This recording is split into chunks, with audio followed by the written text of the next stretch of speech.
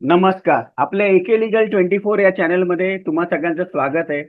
आज आपल्या एक विशेष पाहुण्या आपण आमंत्रित केलेलं आहे. त्यांचं नाव आहे ॲडव्होकेट वैशाली तिळके. त्या मुंबई वांद्रा कोर्टामध्ये प्रॅक्टिस करतात आणि त्यांनी CIL ह्या एका महत्त्वाच्या विषयावर फार चांगल्या पद्धतीचं काम केलंय आणि म्हणूनच आज आपण विशेष एका सत्रामध्ये त्यांना आमंत्रित केलंय. वैशाली मॅडमचं आणखीन एक वैशिष्ट्य आहे म्हणजे त्या एका डिफेन्स बॅकग्राऊंड मधनं येतात. त्यांचे वडील हे सैनिक होते. त्याबद्दल आपण थोडं त्यांच्याशी चर्चा करू. त्यांचा अफाट अभ्यास जो आहे हा लेबर लॉ, त्याच्यानंतर त्यांनी वैशिष्ट्य म्हणजे MBA पण केलेलं आहे. त्यांनी कॉलेजमध्ये शिकवलेलंही आहे. असं एक बहुआयामी व्यक्तिमत्व आज आपण आमंत्रित केलेलं आहे. तर वैशालीजी, तुम्ही आलात, वेळ दिलात, त्याबद्दल खरंच आमचे दर्शक आणि मी स्वतः तुमचा आभारी आहे. थोडं तुमच्या सुरुवातीच्या प्रवासाबद्दल सांगा. लॉ आणि मग लेबर आणि लेबर मधनं मॅट्रिमोनी आणि मॅट्रिमोनी MBA, हा कसा काय प्रवास झाला तुमचा आणि त्याचा तुम्हाला मुख्य म्हणजे वकिली करताना काय उपयोग झाला, ते दर्शकांना सांगा. सर्वप्रथम तर तुमचे आभार मानते मी की तुम्ही मला आमंत्रित केलं CIL बद्दल बोलायला. दुसरं म्हणजे माझ्याबद्दल सांगायचं म्हटलं तर माझे वडील आर्मीत होते आणि माझा जन्मच अजमेरला होऊन पूर्ण नॉर्थ इंडियामध्ये मी हिंडलेली आहे. आणि माझं पूर्ण लहानपण पूर्ण नॉर्थ इंडियामध्ये गेलं असं म्हटलं तरीही पण त्याच्यात काही चुकीचं ठरणार नाही. शेवटची जी पोस्टिंग होती वडिलांची ती नाशिकला होती. नाशिकला असल्यामुळे मग मी तिथे 5 इयर्स कंटिन्युअसली राहिले आणि लॉचा कोर्स करू शकले. तर त्याच्यामुळे माझा प्रवास इकडनं लॉ मधून इकडनं सुरू झाला, कारण मला आधीपासूनच लॉच्या बद्दल किंवा वकिलीबद्दल एकंदरीत एक ओढाव होता. त्याच्यामुळे तिकडे मी लॉ केलं आणि त्याच्यानंतर लग्न झाल्यानंतर मुंबईला स्थायिक झाले मलाडला. आणि तिकडे परत माझ्या मिस्टरांचं थोडंसं कामाच्या ह्याच्यामुळे आम्ही नाशिकला शिफ्ट झाल्यामुळे थोडंसं मला MBA पण तिकडे करायचं सुचलं. तिकडे MBA केलं. CHB म्हणून मी काम करत होते माझ्याच कॉलेजमध्ये. परत इकडे येऊन इकडच्या कॉलेजमध्ये, गोराईच्या कॉलेजमध्ये CHB म्हणून करायला गेले. अच्छा. मग आणि त्या तसंच मी कोर्ट MBAचा फायदा तुम्हाला लिगल प्रोफेशन मध्ये काय झाला? भरपूर फायदा झाला. कारण MBA मध्ये एक विषय असतो HR चा, जो HR म्हणून पण खूप उपयोगी असतो. माझ्या मिस्टरांच्या बिझनेसमध्ये, बिझनेस सेटअपमध्ये पण त्या माझ्या अनुभवाचा मी उपयोग करू शकले. माझ्या शिक्षणाचा उपयोग करू शकले. आणि दुसरी गोष्ट म्हणजे MPM मध्ये लॉचा विषय जो असतो तो खूप व्यवस्थितपणे विस्तारमध्ये शिकवला जातो. तर त्याच्यामध्ये मग मी MBA लॉ मध्ये मग मी शिकवायला सुरुवात केली नाशिकलाच. मग इकडे येऊन पण मग मी त्याच्यामध्येच थोडंसं शिकवायचा प्रयत्न केला मुलांना. मग आता वांद्र्या कोर्टामध्ये तुम्ही जास्त करून मॅट्रिमोनीच्या केसेस घेता का सिव्हिल प्रॅक्टिस करता? काय काय पद्धतीचं काम करता तुम्ही? नाही, इथे लग्नानंतर जेव्हा मी इथे आले तेव्हा मला लक्षात आलं की एकच कोर्ट, एकच बेस ठेवलेलं बरं आहे. आणि स्त्रियांकरता खूप जास्ती म्हणजे तो एक काळ वेगळा होता जेव्हा हे एक समज होती की जास्ती हिंडायला नको आणि घर जे आहे एक संसारी बाई जी आहे तिला हे आपलं घर जास्ती प्रिय असतं. तर त्या अनुषंगाने मग मी एक निवडलं की एक बेस असेल माझा आणि मी तिथेच प्रॅक्टिस करेन. म्हणून माझी सुरुवात जी झाली फॅमिली कोर्टाची तिथनं झाली आणि तो प्रवास अजूनही चालू आहे. आता दर्शकांना थोडं CIL ह्याच्यामध्ये डिटेल सांगा. तुमचं लक्ष CIL कडे कसं गेलं, तोही जरा रंजक अनुभव आहे, तोही सांगा. आणि CIL असे आपण काय अंमलात काय पद्धतीने आणू शकतो किंवा त्याचे फायदे? हेही सांगा. आता नेमकं CIL म्हणजे काय, आधी आपण ही संकल्पना समजून घेऊया. CIL म्हणजे चाइल्ड इंडिपेंडेंट लॉयर. ह्याची जी कल्पना आहे ती section 40 of Maharashtra family court rules and act मध्ये ऑलरेडी दिलेली आहे. पण ते अजून काही कारणास्तव पुढे आलेलं नाहीये. आमच्याकडे एक प्रिन्सिपल जज होते, त्यांनी ही संकल्पना, त्यांना ती आवडली आणि मग त्यांनी इम्प्लिमेंट करायला सुरुवात केली, जेणेकरून आम्ही एक पॅनल तयार केला ज्याच्यामध्ये आम्ही भरपूर काम केलेलं आहे CIL मध्ये. म्हणजे आता जे आपण हा जो चाइल्ड लॉयर, इंडिपेंडेंट लॉयर, हा जो म्हणजे तो बालकांना देतो, म्हणजे म्हणजे बालक त्या वकिलाशी बोलू शकतील अशा पद्धतीचं. थोडं जरा कॉमन मॅनला, म्हणजे आपल्या दर्शकांना एकदम सोप्या पद्धतीत थोडं सांगा की बरोबर आहे. कसं तो वकील दिला जातो कोर्टाकडनं, तो वकील त्या मुलांची, लहान मुलांची कशी चर्चा करतो, त्यांचं मत आहे ती बघतो, किंवा वकिलाला काय जे काय समजवायचं आहे ते तो कसं समजवतो, हे थोडं सांगा. जसं की आता नाव मध्ये सेल्फ एक्सप्लेनेटरी आहे की चाइल्ड इंडिपेंडेंट लॉयर. आता जेव्हा एक खटला येतो कोर्टात, जेव्हा त्याच्यामध्ये एक दाम्पत्य येतं, कपल येतो, त्यांना जर समजा कोणतं बाळ असेल, चिल्ड्रन असतील किंवा एकापेक्षा जास्त चिल्ड्रन असतील, तर त्यामध्ये असं आढळलं गेलेलं आहे की कस्टडी मॅटर्स भरपूर येतात आणि त्याच्यामध्ये मुलं सगळ्यात जास्ती सफर होतात. बरोबर. बाकी नवरा बायकोंची ते भांडणं होत राहतातच, ते तर नॉर्मल ह्याच्यामध्ये पण होतात, पण जितकं जास्ती इन्फ्लुएन्स किंवा त्याचा जो जो वाईट प्रभाव आहे, परिणाम आहे, तो मुलांना भोगावा लागतो. आणि ह्याच्यामध्ये अशा केसेसमध्ये जेव्हा आमच्याकडे केसेस येतात, तेव्हा मुलांची काय बाजू आहे, मुलांना काय वाटतं आहे, मुलांचं जे मनोगत आहे ते समजून घ्यायला कोणीच नसतं. तर CIL एक असा प्लॅटफॉर्म आहे जिथे मुलाला काय हवं आहे, मुलाचं काय मत आहे, हे जाणून घेण्याची एक संधी मिळते. तेव्हा त्या मुलाला एक संधी मिळते की मला काय हवंय. पण नॉर्मली आपण असं बघितलं गेलं, कोणत्याही मुलाला असं विचारलं की तुला आई जवळची आहे का वडील जवळचे आहेत, तर एक कॉमन उत्तर असतं की मला दोघंही पाहिजे. कारण ते भांडण मुलाशी नसतं. बरोबर. जे भांडण असतं ते आई आणि वडिलांमध्ये असतं. आई मुलाशी जेव्हा व्यवहार करते तेव्हा एकदम आई आणि मुलाचा व्यवहार असतो जो एकदम वेगळा असतो. ते त्याच्यात काही भांडणं नसतात किंवा काही राग, लोभ, काही राग नसतो. तसंच जेव्हा वडील आपल्या मुलाशी इंटरॅक्ट करतायत तेव्हा ते वडील असतात, त्यांना तो राग नसतो की हा मुलगा मुलाला मी आता यूज करणार आहे किंवा मुलाला काहीतरी मी आता यूज करून मी I will settle the score, असं काहीही नसतं. काही केसेस असे आहेत जिथे असं खूप होतं, या जास्ती प्रमाणात होतं, पण तसं व्हायला नको म्हणून ही संकल्पना आहे. म्हणजे दोघही नॉन कस्टोडियल पेरेंट ला सेटल स्कोअर करण्याकरता वाव नको किंवा कस्टोडियल पेरेंटला सेटल स्कोअर करण्याकरता वाव नको, म्हणून CIL. बरोबर आहे. आता ही जी प्रक्रिया आहे, म्हणजे जसं pre marriage, pre divorce counselling असतं, तसं एखादं एक संस्था, काय म्हणतो, पॅरलल सिस्टीम सेटअप करायची असं म्हणजे लहान मुलांसाठी, असं तुम्हाला वाटतं का? की म्हणजे जसं काउन्सिलिंग होतं नवरा बायकोचं, घटस्फोटाचा जेव्हा अर्ज दाखल होतो, त्याच वेळेला मुलांचं पण सायमल्टेनियसली एखादा ऍडव्होकेट किंवा आणखीन तत्सम कोणतरी मुलांचं काउन्सिलिंग करून त्याचा एक रिपोर्ट बनवेल, असं तुम्हाला वाटतं का? म्हणजे त्या पद्धतीने जाणार आहे का हे काम? हो, ऍक्च्युली आम्ही जेव्हा काम करत होतो, गेले 5 वर्षाची आधीची गोष्ट आहे.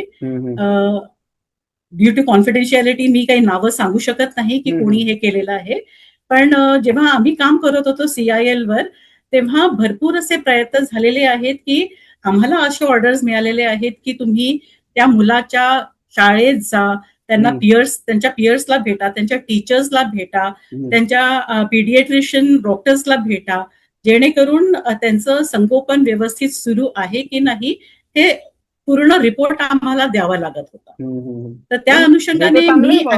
मी गेलेले आहे एका हम्म. शाळेत नवी मुंबईच्या. हम्म. हम्म. हो. तर तिथे त्या प्रिन्सिपलला जेव्हा आम्ही ही संकल्पना सांगितली होती की आम्ही असं असं कारणाने इथे आलेलो आहोत आणि कोर्टाची ऑर्डर दाखवली, इवन दॅट प्रिन्सिपल अप्रिशिएटेड की हे हम्म. खूप चांगली गोष्ट आहे. तिने आउट ऑफ द वे जाऊन त्या मुलाच्या क्लास टीचर्सला, त्याचे सब्जेक्ट टीचर्सला भेट घालून हम्म. दिली आणि तो कसा करतो आहे मुलगा, कसं त्याचं हम्म. प्रोग्रेस चालू आहे त्याच्यामध्ये. पण तेव्हाच आम्हाला आढळलं होतं की तो डिप्रेशनमध्ये नक्कीच आहे. तर हे जे आमचा रिपोर्ट असतो ते पुढे जाऊन म्हणूनच इथे सायकेट्रिस्ट, चाइल्ड हम्म. सायकेट्रिस्टला पण आपण समावेश करू शकतो की जेणेकरून मूल चुकीच्या वृत्तीत नको जायला. बरोबर आहे. आणि कोर्टाचं पण म्हणणं आहे वेळ की असते तेव्हा ते सांभाळून घेतलं गेलं पाहिजे. कोर्टाचंही म्हणणं आहे की welfare of the child is paramount. मग खरं तर हे CIL खरं खूप इट्स अ आधीच आलं पाहिजे. पॅरामाउंट. म्हणजे जी काय माझी माहिती आहे, फॅमिली कोर्ट 1984 मध्ये सुरू झाले, त्याच वेळेला जर ही प्रक्रिया सुरू झाली असती करेक्ट. तर आतापर्यंत आपण खूप काही चांगल्या पद्धतीने आपल्याला अचीव्ह करता आलं असतं या मॅट्रिमोनियल खचाट्यातनं. बरं, हल्ली तर आपण बघतो की सर्रास मुलांना वेपन म्हणून वापरलं जातं. काही त्यांच्या म्हणजे ही मुलं पासून हत्यारच जास्त आहेत अशा पद्धतीने त्यांचा वापर होतो. आणि तुम्ही जे म्हणाला ते अगदी योग्य आहे. म्हणजे मी असंख्य मुलं बघितलेत आणि त्यांचं कसं होतं की ते काही बोलू शकत नाहीत.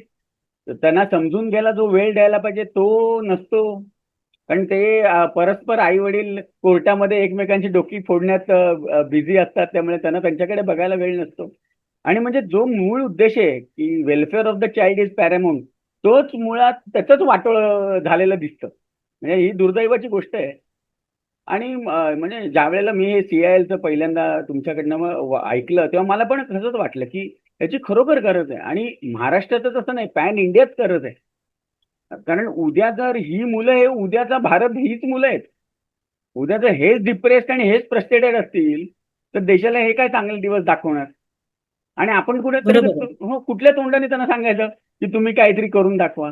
बरं, ह्यातून पुढचा जो मुद्दा आहे की सायकोलॉजिकल इश्यूज, त्याच्यानंतर त्यातनं होणारे गुन्हे, पुन्हा त्यातनं होणाऱ्या इतर वाईट गोष्टी, त्या मग मल्टिपल रेशोने वाढत जातील. बरं, मग ऍब्सोल्युटली. आता पुढचा जो मुद्दा येतो माझ्याकडे की मग ही एवढी चांगली कल्पना आहे, हे सगळ्यांना माहिती आहे आणि आता आपल्या या कार्यक्रमातून बरेच जणांना कळेल. आपण हे प्रत्येक कोर्टामध्ये, प्रत्येक फॅमिली कोर्टामध्ये हे यावं आणि हे पाळलं जावं यासाठी आपल्याला काय करता येईल? किंवा तुमचा काय असा प्रोग्राम आहे किंवा तुमचा काय आराखडा तुम्ही बांधलाय की बाबा मी अशा पद्धतीने हे अंमलात आणणार आहे? आमच्या फॅमिली कोर्टाचे प्रत्येक कमिटी आम्ही अ, हे रिप्रेझेंटेशन करायचा प्रयत्न करतोच आहोत की हम्म. हे मंत्रालयापर्यंत जावं आणि मग हे कसं तरी करून बिल बनावं आणि एक असा कायदा यावा. हम्म. कारण कसं असतं की आतापर्यंत जसं डायरेक्टिव्ह प्रिन्सिपल्स मध्ये फक्त डायरेक्शन्स दिल्या जातात, दे are not hard and fast rules as such. आमचा प्रयत्न हाच आहे की हे एक कायदा बनावा आणि हम्म. कायद्याच्या अनुषंगानेच हे पुढे चालावं. कारण काय होतं की सध्या कायदा नसल्यामुळे हम्म. एक पार्टी तयार असते, दुसरी पार्टी तयार नसते. आणि जोपर्यंत सगळ्यांची संमती नसेल ना तोपर्यंत हम्म. काहीही ह्याला काही अर्थ नाही उरत. त्याच्यामुळे दोघांचीही संमती असणं खूप गरजेचं आहे. बरं, आपण जर PIL समजा या विषयात घेतली तर काय त्याचा परिणाम होऊ शकतो किंवा किती त्याचा फायदा होईल? माझ्या माहितीनुसार PIL ऑलरेडी झालेला आहे, हम्म. Which was rejected. आ, तर त्याच्यात परत आपण आता जाण्यात काही अर्थ नाहीये. जोपर्यंत हा कायदाच बनत नाहीये तोपर्यंत आपण आता काहीच बोलू शकत नाहीये ह्याच्यावरती. हम्म. पण ही संकल्पना नक्कीच सगळ्यांना समाधानकारक राहणार आहे. माझा तरी हा अनुभव आहे. कारण जे कामं मी केलेली आहेत हम्म. त्याच्यामध्ये मी ते आईस ब्रेकरचं काम करण्याकरता पण सक्षम ठरलेली आहे असं मला वाटतं. म्हणजे मी स्वतःवर क्रेडिट घेण्याचं हे करते आहे. पण कारण माझ्याकडे एक केस अशी होती हा. की जिथे वडील US ला होते हम्म. आणि मुलगा जो होता तो मुंबईतच होता. हम्म. तर अशी ऑर्डर झाली होती की मी फक्त ऑब्झर्व करायचं होतं त्यांचं ऍक्सेस. हम्म. जेव्हा ते ऑनलाईन एकमेकांशी संवाद साधण्याचा प्रयत्न करत हम्म. असतात, तेव्हा मग मी तिकडे सायलेंटली बसून ऑब्झर्व करायचं की, कारण दोघांचेही आरोप होते की वडील पण खूप अब्यूज करतात हम्म. आणि मुलाचं होतं की ते वडील खूप अब्युझिव्ह आहेत. तर ते सायलेंटली मी ऑब्झर्व केलं, जिथे मला लक्षात आलं की दोघांनाही खूप संवाद साधण्याची गरज होती, एकमेकांशी बोलण्याची खूप गरज होती, without any influences or outside हम्म. इंटरफिअरन्स. तर त्याच्यामध्ये असं खूप लक्षात येतं की कोण त्याचा किती बेनिफिट घेतोय, किती फायदा घेतोय.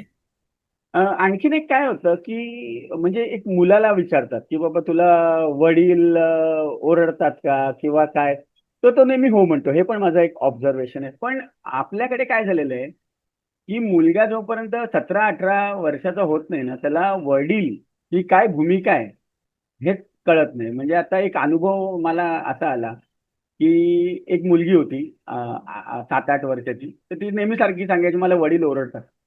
मग मी तिला एकदा बसलो तिच्याबरोबर आणि तिला काउन्सिलिंग केलं की father has to be strict. म्हणजे आमच्याकडे पण आमचे वडील खूप कडक होते. म्हणजे आमच्याकडे 7 वाजून 1 मिनिटं जरी लागला तरी फार मोठं घरी महाभारत व्हायचं. एवढी आमच्यावर टेरर होता. आणि आता ज्या वेळेला आपण बघतो मागे वळून की दॅट डिसिप्लिन इज नेसेसरी. बघा तुम्ही जसं बघाल ना, डिसिप्लिन जेवढी तुमच्या घरात असेल आणि क्लॅरिटी असेल तर त्या फॅमिलीमधली मुलं गुन्ह्यांकडे सहसा वळत नाहीत. Rare of the rare. Correct. काही असो. हा स्वतः म्हणजे मी बघितलेला समाजातला अनुभव आहे.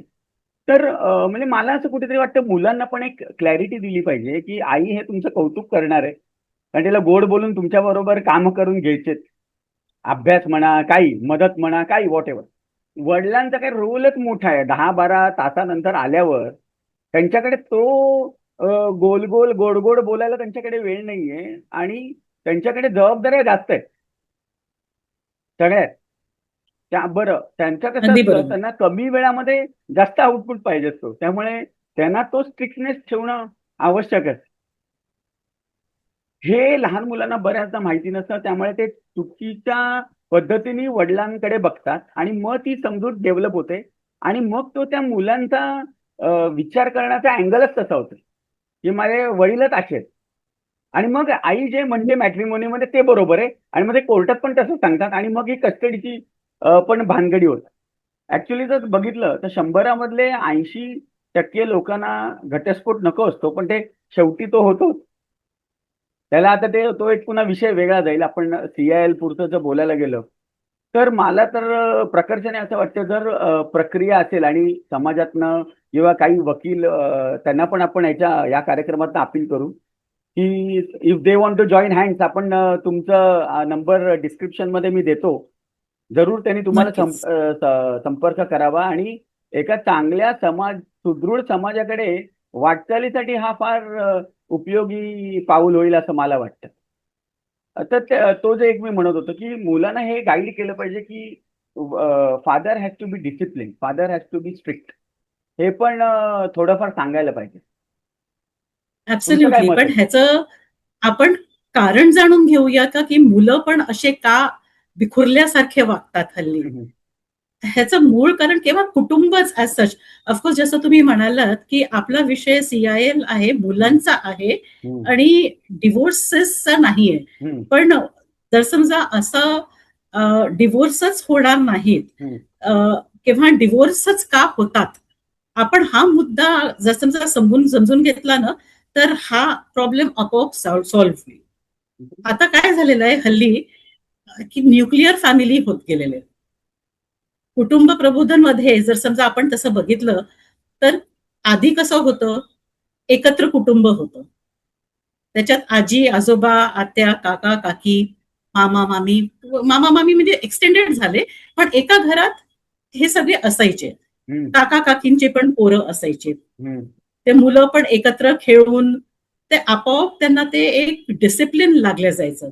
जसं आता तुम्ही डिसिप्लिनची गोष्ट केली, तर ते डिसिप्लिन म्हणजे संध्याकाळची वेळ झाली की देवापाशी दिवा लागला की आपोआप मुलांनी घरात यायचं, शुभंकरोती म्हणायची आणि विषय संपला. मग पुढे बाहेर जायचं काही काम नाही किंवा तुमचं होमवर्क जे काही असेल ते त्याची सुरुवात करायची. आजकाल दिवाच कोण लावतो देवापाशी? बरोबर. एक बाई असते, एक स्त्री असते, जी ऑफिसमधून थकून आलेली असते. तिला सुचतच नाही, म्हणजे एस्पेशली मुंबई सारख्या ठिकाणी मी म्हणेल, की जिथून लोकलहून ट्रॅव्हल करून ती येते, एकटी असते. ती देवासमोर दिवा लावेल का आपल्या स्वयंपाकाची तयारी करेल? तर हे सगळे सगळे जे हे मुद्दे आहेत ना, ते कनेक्टेड आहेत. तर हे सगळं आपल्याला ना परत खोल जायला हवं ह्याच्यामध्ये. हे म्हणून चालणार नाही की डिव्होर्सेसचं प्रकरण खूप वाढलेलं आहे. इथे हे बोलून संपायचा विषय नाहीच आहे हा. अगदी हे अगदी. डिव्होर्सेस होताच कशाला आहे? आजकालच्या जनरेशनला ऍडजस्टमेंट म्हणजे किंवा डिसिप्लिन काय आहे आणि डिसिप्लिन नको असते त्यांना. कोणी त्यांना म्हटलेलं पण नको असतं की अरे तू हे काम कर. हे पण त्यांना अखरतं. तर बरोबर. हे का अखरतं? पूर्वी त्यांना ती कसं सवय का नाही? एक्झॅक्टली. नाही पूर्वी काय होतं तर म्हणजे स्पेशली आजी आजोबा वगैरे होते ना, ह्यांचा तो एक सॉफ्ट काउन्सिलिंग जे आपल्याकडे आता जे प्रोफेशनल झालेले ना, ते पूर्वी घरातच होतं. कारण पूर्वी काउन्सिलिंगचं काम एक्झॅक्टली, आजी आजोबांकडेच असायचं. आणि एक्झॅक्टली. तेच मुलांना सांगायचं की मीडिएटर्स डिसिप्लिन घरातच होते. एक्झॅक्टली जी डिसिप्लिन का महत्वाची. त्यामुळे करेक्ट. आणि ऑटोमॅटिकली तुम्ही डिसिप्लिन असाल तर तुम्ही सायकोलॉजिकली स्ट्रॉंग असाल. येणाऱ्या पुढच्या आयुष्यात तुम्हाला जे काय हादरे बसणार आहेत त्याचे इम्पॅक्ट तुमच्यावर कमी होतील. ज्या वेळेला आता हे आतताईपणाने जेव्हा काही निर्णय लोक घेतात त्याचं कारणच ते they don't have anyone to talk. आता जी मुलं ऍब्सोल्युटली. लहानपणापासून आई वडिलांच्या ह्याच्यामध्ये आपण बघतो ना परदेशांमध्ये वेस्टर्नाइज देशामध्ये काय होतंय. एवढे सिरियल किलर्स आणि हे याव आणि त्याव ते वाढले ते कशामुळे वाढले शेवटी तुम्ही आणि मानसिक त्यांना दृष्ट्या परदेशी कोण अलाव करतं बंदुका स्कूलमध्ये हो शाळेमध्ये नेण्याकरता? हे कसं काय कुठून आलं ते कल्चर? आणि आपण त्यांना का बरं आपण इतकी प्रभावित का झालेलो आहोत की आपण पण ते कल्चर अडॉप्ट करावं? एक्झॅक्टली. त्याचं पुन्हा तोच आहे ना की आपली जेव्हा फॅमिली सिस्टीम तुटायला सुरुवात झाली आणि प्रत्येक ठिकाणी तुम्हाला कसं आहे फ्रीडम मला असं वाटतं freedom comes with sensibility. If you absolutely. Are sensible in applying freedom your life is beautiful. If you are unsensible with freedom your life is hell आणि यू विल मेक एव्हरीबडी एल्सच life hell. या स्पष्ट मताचा मी absolutely. आहे. म्हणजे थोडं आता absolutely. दर्शकांसाठी पण मी थोडं मागे जातो. म्हणजे ज्या वेळेला 47 साली देशाला स्वातंत्र्य मिळालं ही एक घटना घडली. मी मुद्दाम नाव सांगत नाही. मी गुगल केलं तर मिळेल. एका गावामध्ये लोकांनी दरोडे घातले. तर म्हणजे गमतीचा भाग असा आहे की त्यांना फ्रीडम म्हणजे काय हेच कळलं नाही. एक्झॅक्ट. एक्झॅक्टली. फ्रीडम म्हणजे दरोडे घालणं नाही हेच त्यांच्या लक्षात नाही आलं. बरोबर. तर अशा वेळेला पुन्हा मग कसं होतं की आता मुलं जरी आपण विषय घेतला तरी ते अगदी पार प्रधानमंत्री राष्ट्रपतीपासून येतं की त्याच वेळेला जर प्रधानमंत्र्यांनी सांगितलं असतं की बाबा देशासमोर हा 4-5 गोष्टीचा प्रोग्राम आहे आणि याच्यावरच आपल्याला जायचं आहे तर त्या पथावर देश वेगाने पुढे सरकला असता. आता आपण फॅमिलीचा विषय आहे तर फॅमिली पुरतं येऊ.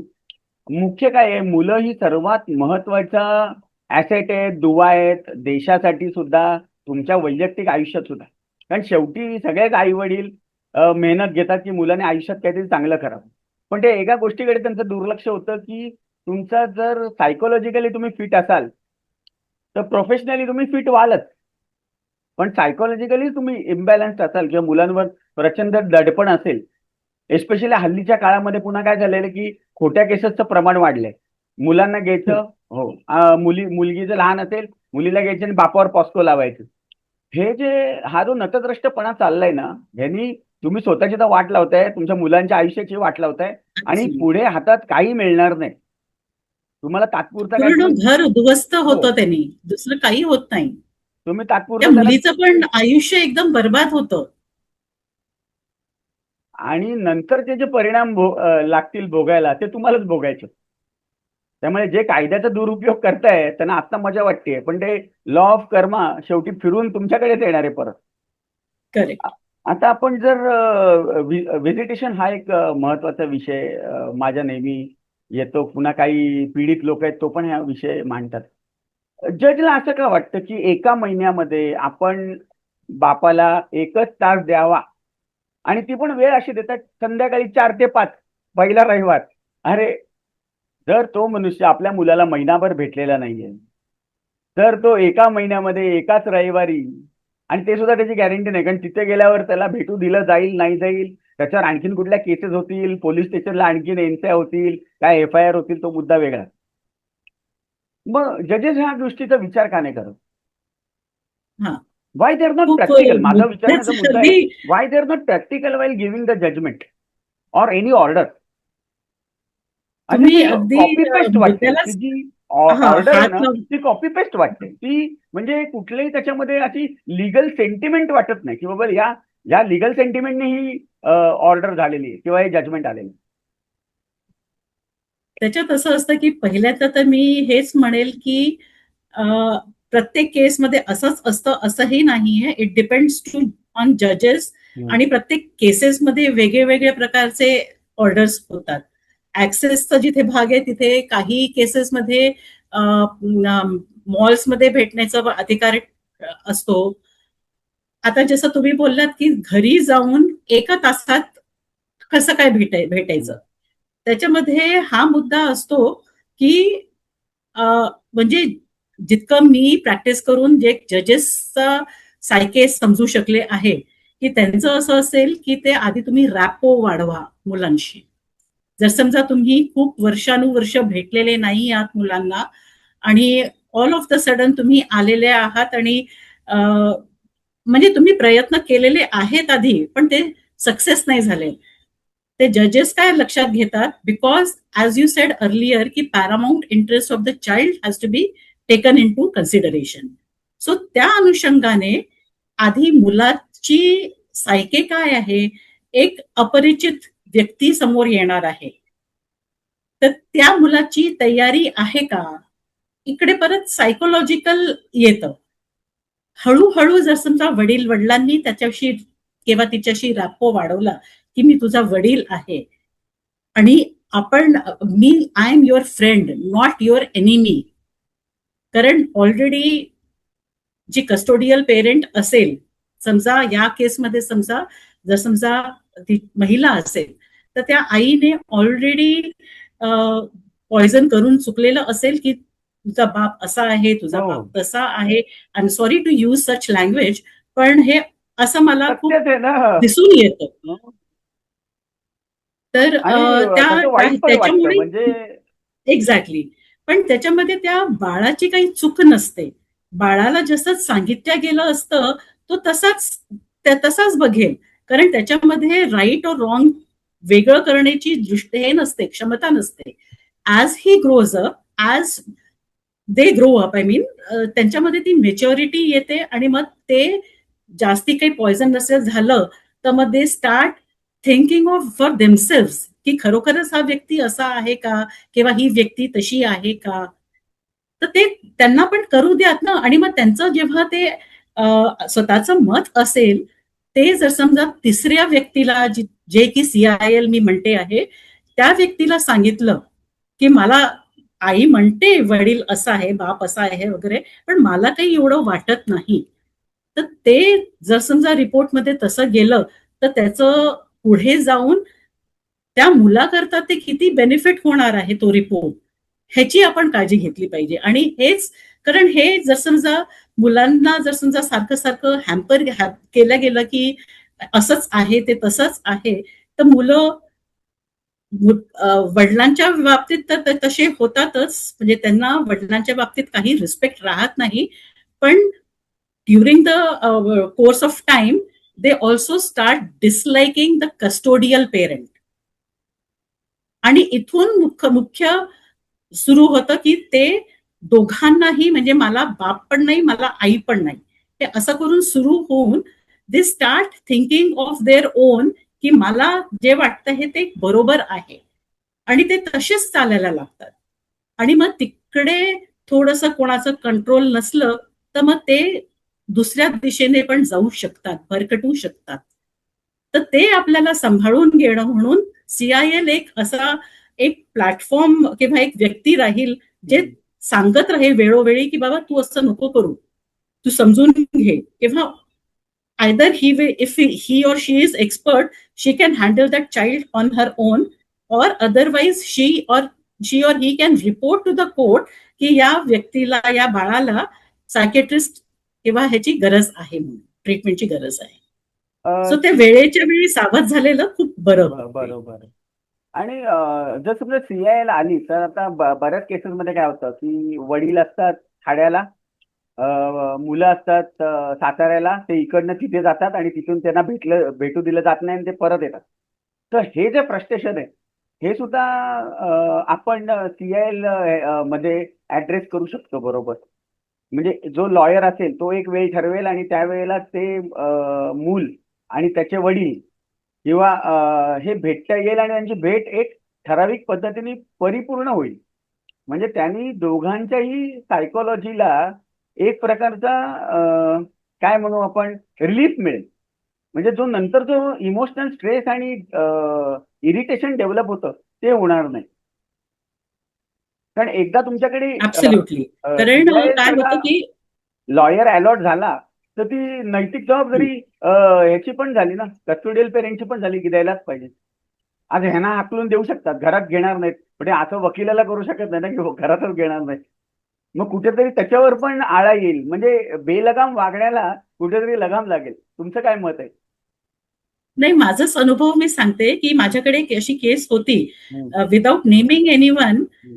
माझं त्या ज्या ऑर्डरची मी गोष्ट करत होती की मला शाळेत जायला पण सांगितलं होतं आणि पियर्सला भेटायला, त्याच ऑर्डरमध्ये घरी जाऊन ऍक्सेस घेणं, वडिलांना घरी जाऊन तिच्याच घरी मुलाचा ऍक्सेस. पण तेव्हा मी माझा जो अनुभव असा आला की नेमकं तेव्हा उन्हाळ्याच्या सुट्ट्या सुरू झालेल्या होत्या आणि त्या मुलाचे कझन्स म्हणजे मावस बहिणी, मामे भाऊ बहिणी वगैरे असे खूप जमलेले होते. तो that child was not comfortable mingling with the father. मग मीच ते हे केलं की सो मोठो, कारण आम्हाला ती when you are CIL then you have the limited power, not restricted to, की तुम्ही ऍक्सेस कसा व्यवस्थित होईल, स्मूथ होईल ते तुम्ही बघू शकता. त्यावेळेस मी त्यांना म्हटलं की तुम्ही सध्या खेळण्याच्या, कारण he was so engrossed in playing with his cousins की वडील आलेले आहेत, ते एका कोपऱ्यात बसलेले आहेत आणि बाकी काही, he is not gaining any fruitful access. मग त्यावेळेस म्हणजे मला माहिती होतं की I am depriving that child of his play time.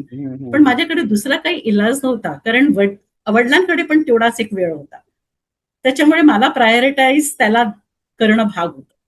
मग तेव्हा मी सांगितलं की तुम्ही आता सध्या मुलांना दुसऱ्या खोलीत न्या, जेणेकरून हे जे इथे भेटतायत त्यांना पूर्ण ऍक्सेस होऊन जाऊ देत, मग नंतर तो खेळू शकतो.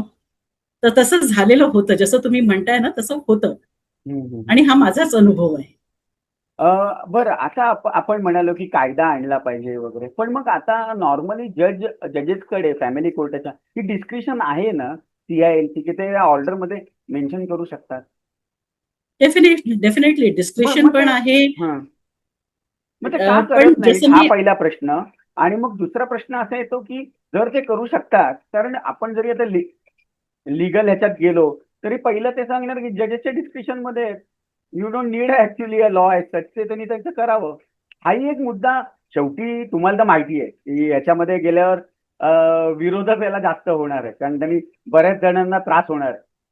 पण आपण कधी एका लार्जर पिक्चर आणि पॉझिटिव्हली जर बघायला गेलो कुठल्याही गोष्टीकडे, तर CIL ची खरंच गरज आहे. आणि मला पण असं वाटतं, म्हणजे जे जजेस वगैरे पण बघत असतील तर त्यांनी नेहमी म्हटलं जातं जजेस विथ देअर ग्रेट विजडम.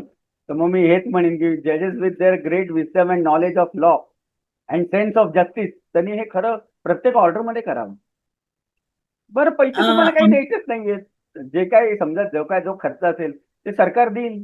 आणि सरकारकडे आम्हा पैसे आहे, पुन्हा टॅक्सपेअर्स तर पैसे भरतच असतात टॅक्स. तुमच्या याच्याकडे काय दृष्टिकोन आहे? मुद्दा अगदी येऊन तिथेच येतो की who will pay the CIL appoint होतो.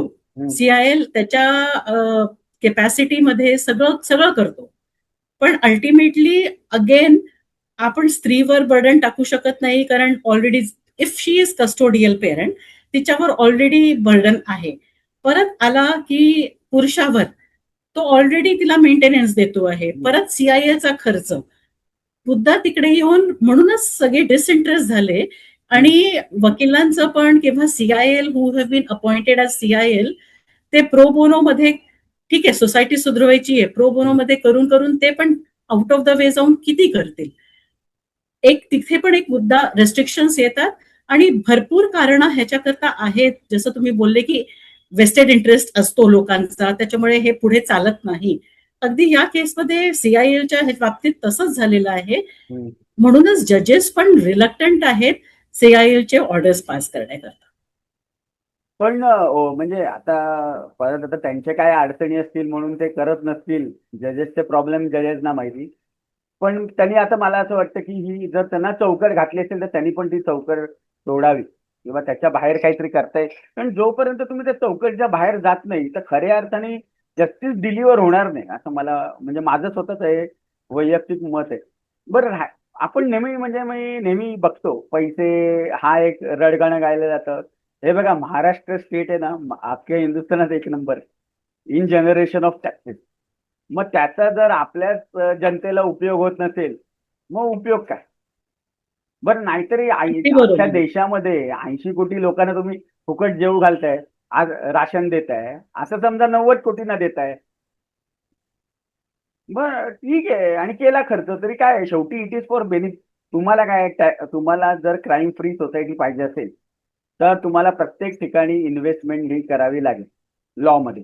कारण मी एका तज्ज्ञ वकिलांशी बोलत होतो, तर त्यांचं असं म्हणणं आहे की सरकारकडे पैसेच नाहीयेत लिगल सिस्टीम आणि हे चालवायला. अरे म्हटलं मग लिगल सिस्टीम चालवायला पैसे असतील मग बोलणंच व्यर्थ आहे. मग मग सगळं फ्लॉप आहे मग. कारण कुठलाही देश कुठलीही संस्कृती ही जर नीट चालवायची असेल तर कायदे आणि न्याय व्यवस्था ही चांगली पाहिजे. मग उपयोगच काय? मग मोठे मोठे पुतळे आणि मोठे मोठे टॅगलाईन्स लावून काहीच उपयोग होणार नाही. तुम्हाला नाही, तुमची तसं काही ज्युडिशियरी नाहीये चांगलंच की पाहिजे. सरकारकडे फंड्स नाही आहेत. हम्म, फंड्स भरपूर आहेत. नालसा आणि डालसा दोन्ही पण खूप चांगलं काम करतायत. हम्म, पण इथे कोणाचं लक्ष अजून आलेलं नाहीये. हम्म, हम्म, इन नियर फ्युचर आलं तर कदाचित ते फंड्स इथे पण डायव्हर्ट करता येतील हम्म, आपल्याला. आणि मग त्या अनुषंगाने आपण इकडे पण अजून चांगल्या पद्धतीने काम करू शकू. हम्म, हम्म. आणखीन मला एक सीआयएलचा फायदा काय वाटतो की एखादा पालक मुलांना भेटून गेल्यावर जी त्यांची आई असते ती लगेच पोलीस स्टेशनला जाऊन जे नवीन FIR आणि NC रजिस्टर करते तो एक कटकट ऑटोमॅटिकली जाईल असं मला वाटतं. कारण ज्या वेळेला एक CIL लॉयर असे त्याच्या देखरेखीतच होत आहे प्रश्नच मिटतो. त्यामुळे ऑटोमॅटिक पोलीस नक्कीच. यंत्रणेवरचा ताण पण असा पण कमीच होतो. म्हणजे ही नक्कीच. एकदम नक्कीच. बेनिफिशियल स्कीम ही सगळ्यांसाठी असं मला तर वाटतं. आणि माझं तर म्हणणं इनफॅक्ट आहे NGOजनी आणि इनफॅक्ट आम्ही जो प्रयत्न करत होतो ना, सॉरी टू इंटरप्ट यू, हं, आम्ही जो प्रयत्न करत होतो ना तो पॉक्सोच्या केसेसमध्ये पण सीआयएल एक तुम्ही नेमा, असा पण आमचा एक प्रयत्न आहे. म्हणजे it should not be restricted to only divorce cases where custodial parent is taking advantage. पॉक्सोच्या केसेसमध्ये पण हे अशा टाईपचं तुम्ही सीआयएल नेमलं तर सगळं पिक्चर क्लिअर होईल. अगदी. म्हणजे कोण ऍडव्हान्टेज घेत आहे आणि कोणाबरोबर ती जेन्युइन केस झालेली आहे ते एकदम समोरासमोर येईल. आणि तुम्ही बोललात ते बरोबर, कारण POCSO has become a new weapon नाव.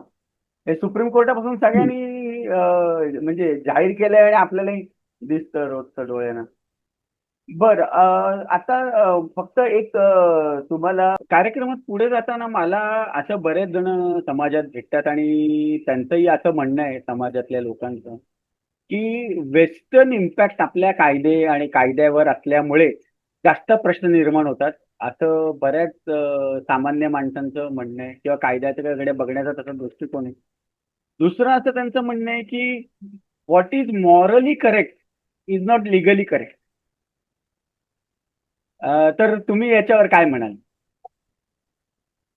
अं, आता ह्याच्यात दोन मुद्दे आलेत. हम्म, एक वेस्टर्नाइज कल्चरचं अडॉप्शन आपल्या नवी पिढी किंवा हम्म, आपल्यामध्ये पण सुद्धा हम्म, आपण काही त्याच्या करता आपण वेगळे नाही आहोत.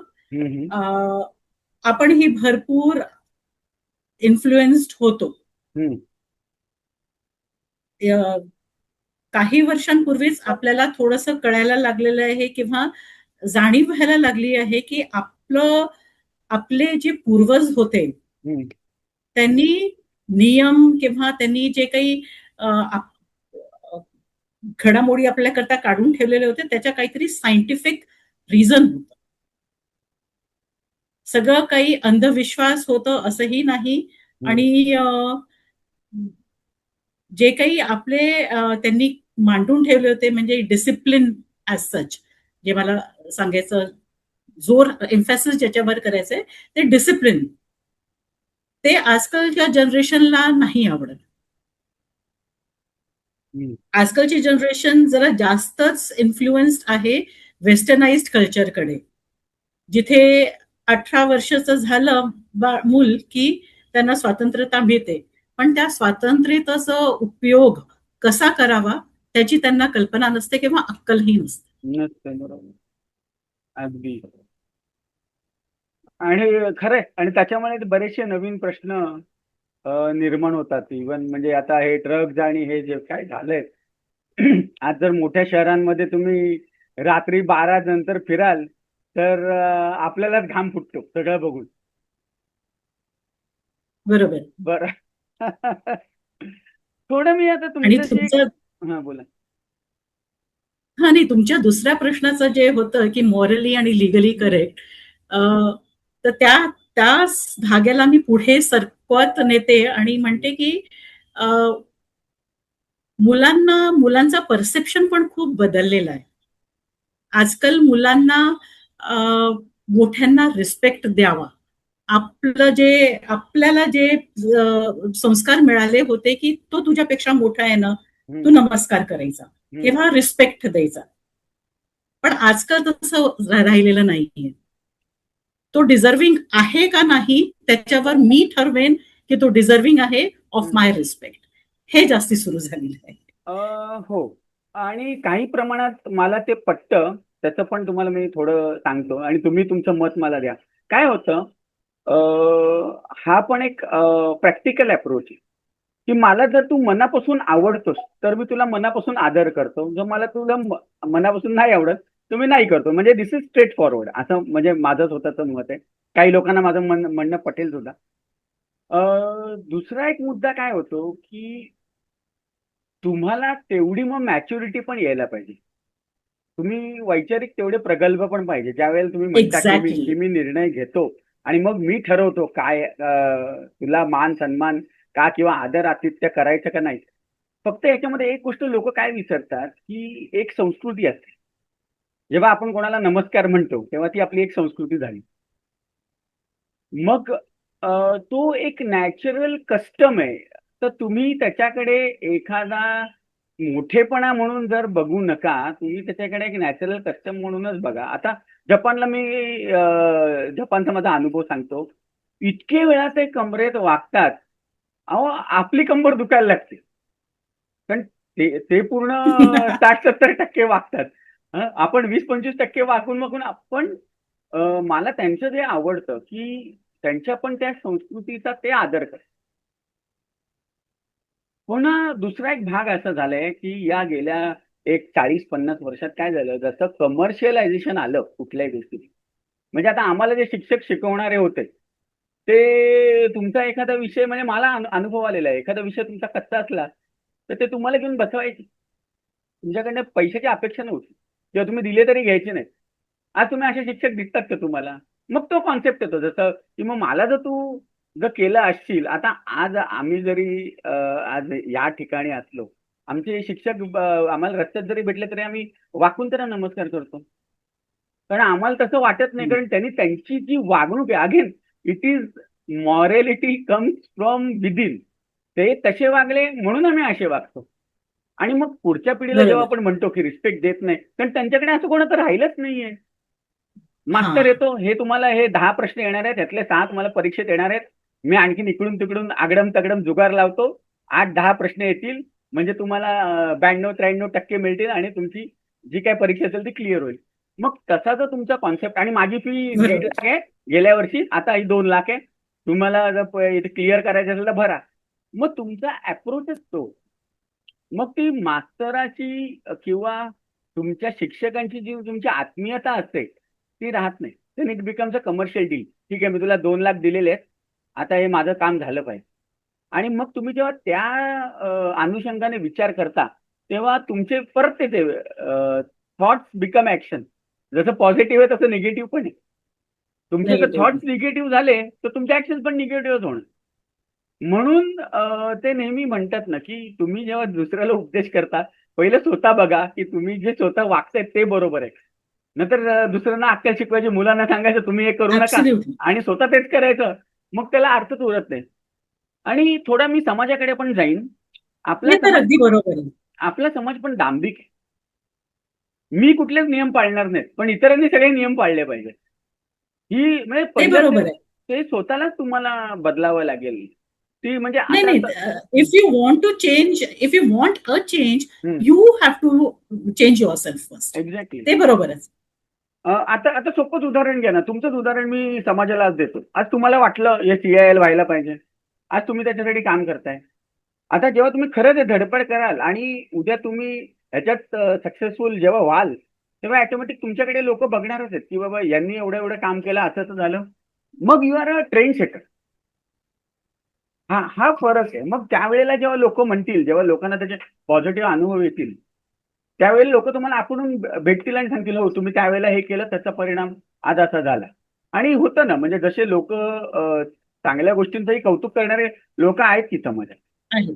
बरोबर. फक्त काय once you want to set a example आपल्याला कंबर कसून तयारीला लागायला लागतं. Correct. मला असं वाटतं हे विषय एक आणखीन एक होतं की म्हणजे मला तुम्हाला विचारायचं होतं की इनसेन्सिटिव्हिटी चाइल्ड बद्दल हे फार दिसतं किंवा जाणवतं. एस्पेशली जजेस असो, लॉयर्स असो, फॅमिली कोर्टातले किंवा इव्हन पोलीस स्टेशनला पोलीस असो.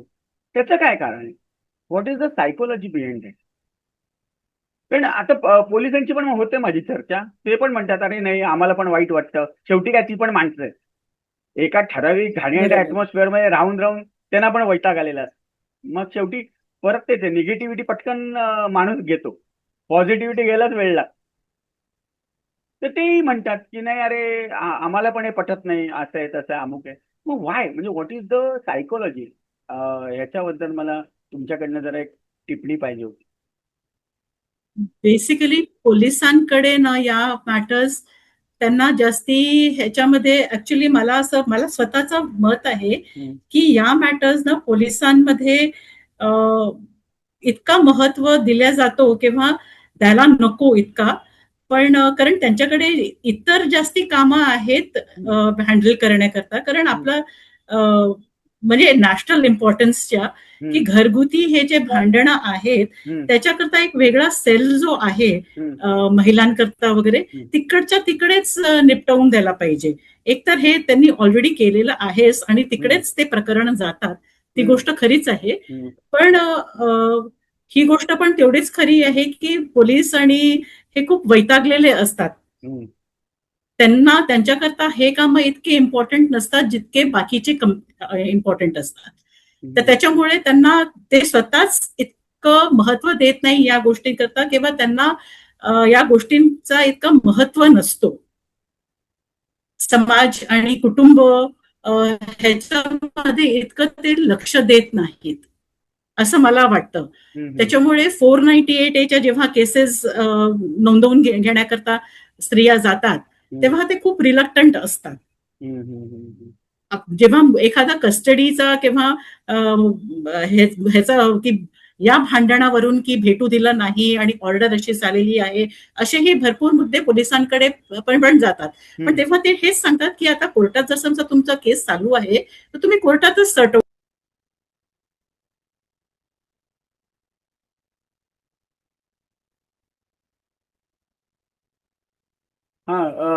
थोडं टेक्निकल इश्यू होता नेटचा, तो आता संपलेला आहे. आता तुम्ही सांगत होता ते पोलीस वैतागल्यात आणि ते पण बरोबर, कारण 17 तुम्ही क्राईम डिटेक्शन करणार, क्राईम प्रिव्हेन्शन, VIP सिक्युरिटी, या त्या आणि इतर 12 भानगडी. खरं आहे ते. पण मग दोन पार्टीचे जे ऍडव्होकेट्स असतात त्यांच्यातही इनसेन्सिटिव्हिटी दिसते. ठीक आहे, पोलिसांचं तर आपण समजू, ते असे त्याचे वैतागलेले असतात, पण मग ऍडव्होकेट्स का? कारण अल्टिमेटली त्यांना पैसे मिळतच असतात, त्यांची फी तर त्यांना मिळणारच असते. मग why not a better perspective का नाही बघितले जात? Why they are insensitive? See what I have observe की आम्ही जे फॅमिली कोर्टात जे ऍक्च्युअल प्रॅक्टिस करणारे आहोत ना, त्यांना ती सेन्सिटिव्हिटी असते की आपण हे जे प्रकरण आहे ते वाढवायचं नाही. This is too sensitive issue to stress escalate. जिथे नवरा बायकोची भांडणं आहेत आपण तेच सॉर्ट आउट करायचं, तिथेच फोकस करायचं. हुएव्हर, आता माझी जी वेगळी प्रॅक्टिस पण आहे त्याच्यामध्ये जर समजा माझ्याकडे एखादी स्त्री असेल जिच्याकडे ती कस्टोडियल पेरेंट असेल, तर आय इन ऑल ऑनेस्टी ऍडवाइज हर की यास तू आधी ना तुझे हे जे इश्यूज आहेत ना तुझ्या आयुष्यातले ते सॉर्ट आउट कर. तू जर समजा तिथे पण तुझा इगो आणलास आणि मी आता भेटूच देणार नाही असं केलंस तर देर इज नो मिनिंग, तू पुढे जाऊ शकणार नाही, यू कांट मूव्ह ऑन. तर मी हे ऑनेस्ट जे हे देते ना त्याच्यामुळे क्लायंट्सला पण ते पटतं. आणि म्हणूनच ते माझ्याकडे जे क्लायंट्स असतात कस्टोडियल क्लायंट्स ते कधीच आडेवेडे घेत नाहीत. ते सरळ जिथे ठरलेलं असेल जिथे असेल, फक्त घरी नाही, घरी भरपूर काही काही कॉम्प्लिकेशन्स होण्याची शक्यता असते त्यांच्याकडून पण आणि हिच्याकडून पण. वी प्रिफर की एखाद्या कुठल्या तरी पब्लिक प्लेस वर मध्ये भेटावं जिथे करून स्मूथ ऍक्सेस मिळेल. एक्झॅक्टली. आणि माझे टचवूड आतापर्यंत तरी असा अनुभव आहे की माझे जे केसेस आहेत जिथे मी कस्टोडियल पेरेंट ची वकील आहे तिथे असं काही अजून तरी कॉन्ट्रोवर्सीज आलेले नाही. तिथे स्मूथ ऍक्सेसच दिला गेलेला आहे. नाही, परमेश्वराला प्रार्थना करूया की यायला पण नको पुढे. या लेट हा मुद्दा नाहीच घ्यायला पाहिजे ऍक्च्युली. इतकी सेन्सिटिव्हिटी दोघही वकिलांमध्ये असायला हवी, इतकी मेच्युरिटी असायलाच हवी. आणि जजेसचं ओव्हरऑल परसेप्शन काय असतं? जसं मी तुम्हाला मगाशी म्हटलं की बाबा एक ऑर्डर आहे त्याची कॉपी पेस्ट केली, टाकलं, मग ते का नाही त्याचा विचार करत? नॉर्मली कसं आहे, जी जजेसकडनं अपेक्षा केली जाते, म्हणूनच ते सर्वात उच्च स्थान कोर्टामध्ये त्यांचंच आहे, बाकी सगळे खालीच असतात. नाही असं नाहीये. जसं मी तुम्हाला आधी पण सांगितलं होतं की depends on case to case. जजेस पण जेव्हा when it comes to custody of the child ना दे ऑल्सो बिकम सेन्सिटिव्ह. आता काही जजेस असतात जे JMFC हून आलेले असतात, ज्यांना इतकी सेन्सिटिव्हिटी नसते या इश्यूज करता किंवा एकंदरीत फॅमिली इश्यूज करता, who are not build for family court जजेस. त्यांच्याकडून आपण काही अपेक्षा पण जास्ती करू शकत नाही.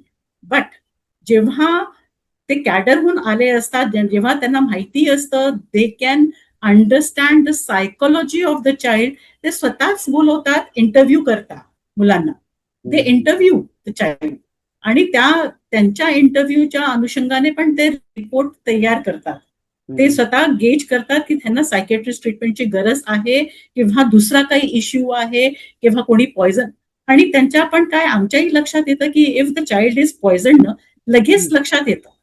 दुसऱ्या प्रश्नात तुम्ही छोटं मूल आहे, तुम्ही त्याला क्रॉस एक्झामिन करा, लगेच कळतं की हे मम्मीने आम्हाला असं शिकवलं होतं, लगेच कळतं की it is that child has been tutored. तर तसं करता कामा नये असं माझं प्रामाणिक मत आहे की जेव्हा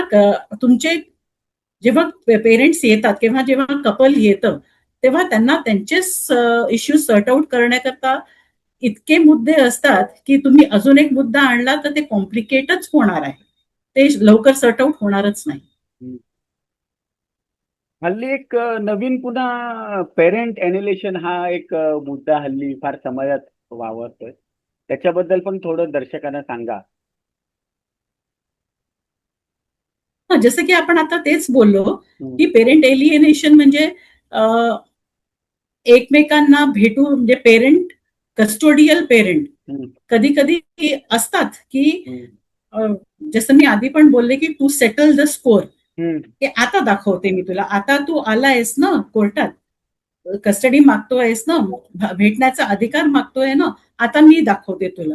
हे असं होतं. हो. आणि मग त्या अनुषंगाने त्या चाइल्डवर इतका परिणाम केला जातो होतो की तुम्ही सारखं सतत जर समजा तुम्ही एकाच्या ह्याच्यावरती तुझे वडील असे, तुझे आजी आजोबा असे, सतत जर समजा ते हॅम्पर करत गेले तर त्या चाइल्डच्या मनावर पण परिणाम हो होणारच. हो.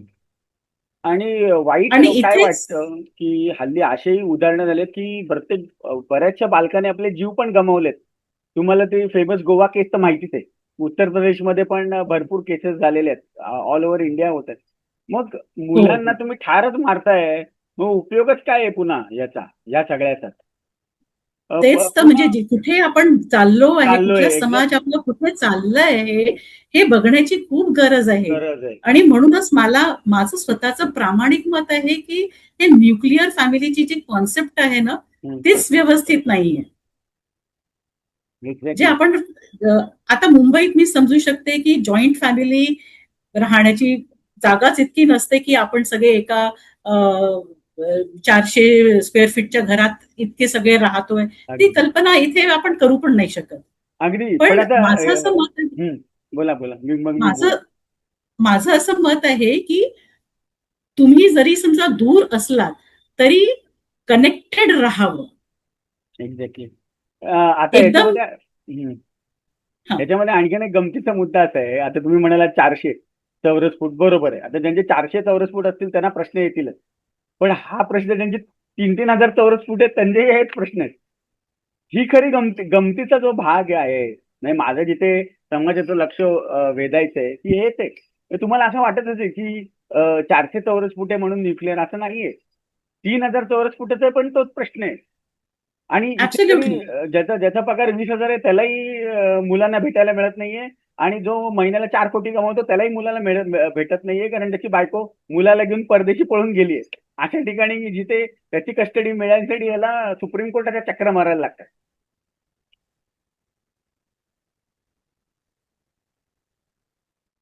हॅलो.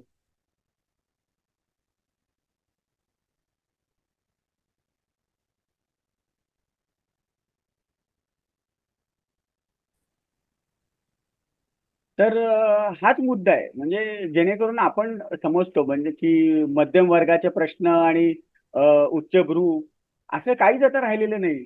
म्हणजे ते म्हणतात ना की सगळ्यांचीच वाट लागली. सगळेजणच मानसिक ताणात आहेत.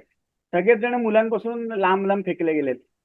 म्हणजे एकतर माझ्या माहितीत अशी केस आहे की ती बाई तिच्या मुलाला घेऊन टर्कीला पळाली. मग ह्यांनी सुप्रीम कोर्टात जाऊन ऑर्डर आणली. मग ती टर्कीवरनं मलेशियाला गेली.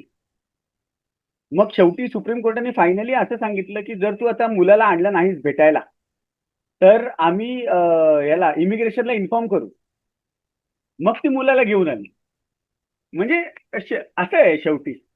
आता काय आहे, ज्याला 15-20-25,000 पगार आहे तो एवढे सुप्रीम कोर्टाचे वगैरे उपद्व्याप नाही करू शकत. नाही अगदी. नाही, बरोबर. आपण काही म्हटलं कायदा फुकट आहे, डीएलए एलए, तरी यू नो नाही नाही, प्रॅक्टिकली तसं काय काहीच ग्राउंडवर नाही. आहे. हो. आता निदान कसं आहे, तो तेवढा सक्षम होता ते तो करू शकला. पण it's rare of the rare. परत हजारात एखादी घटना अशी होऊ शकते.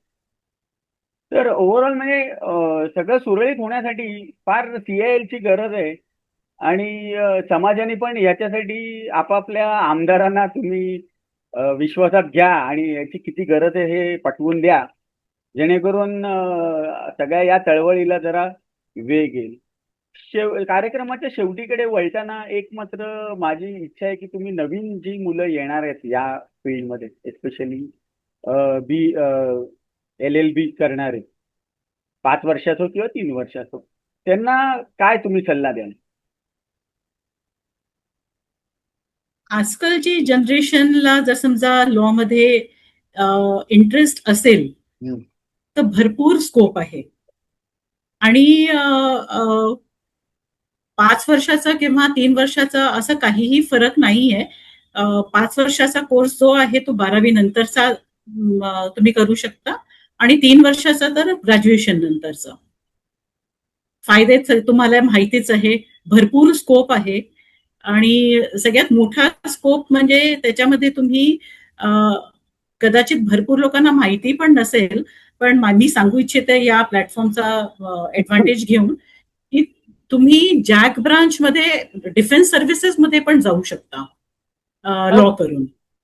ओके. हां. तर थोडी जरा त्याच्याबद्दल तर एक माहिती द्या, पण कारण बरं म्हणजे ही गोष्ट माझ्यासाठी पण थोडी नवीन होती. आणि मग हा इंटरनॅशनल लॉ रिलेटेड म्हणताय का सर्व्हिस रिलेटेड लॉ म्हणताय?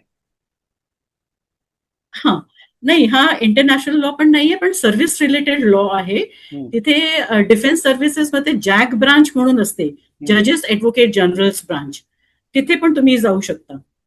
तर हे कारण ही कन्सेप्ट पण खूप आता तसं भरपूर माहिती आहे लोकांना, हम्म, पण मला असं वाटतं की अजून इतकी प्रचलित झालेली नाहीये की लोकं म्हणजे जॅक ब्रांचमध्ये आवर्जून जातायत. तर ह्याची ट्रेनिंग पण तुम्हाला मिळू शकते. तुम्हाला सुरुवातीपासूनच तुम्ही नीट चॉक आउट केलं प्लॅन तुमचा, हम्म, स्ट्रॅटेजी केली, तर तुम्ही हम्म. व्यवस्थितपणे डिफेन्समध्ये पण जाऊ शकता. आणि आणि बाकीचे सिव्हिलमध्ये तर आपल्याला सगळे माहितीच आहे की तुम्ही हम्म, सॉलिसिटर्स फर्म जॉईन करू शकता. तुम्ही स्वतः सॉलिसिटरची परीक्षा देऊन हे करू शकता. आणि कॉर्पोरेटमध्ये खूप स्कोप आहे. इंडिव्हिज्युअल प्रॅक्टिस करायची म्हटली तर स्काय इज द लिमिट.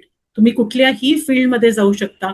फक्त हम्म. लॉ एकंदरीत फक्त मॅट्रिमोनियल नाहीये, तर भरपूर त्याच्यात स्कोप आहेत, जिथे तुम्ही हे करू शकता. आपलं आपलं जिथे तुम्हाला इंटरेस्ट आहे, म्हणजे प्रॉपर्टी मॅटर्समध्ये इंटरेस्ट आहे, तर प्रॉपर्टी मॅटर्समध्ये, इंटरनॅशनल लॉमध्ये इंटरेस्ट आहे, तर मॅरिटाईममध्ये पण आहे, इंटरनॅशनल लॉमध्ये पण आहे.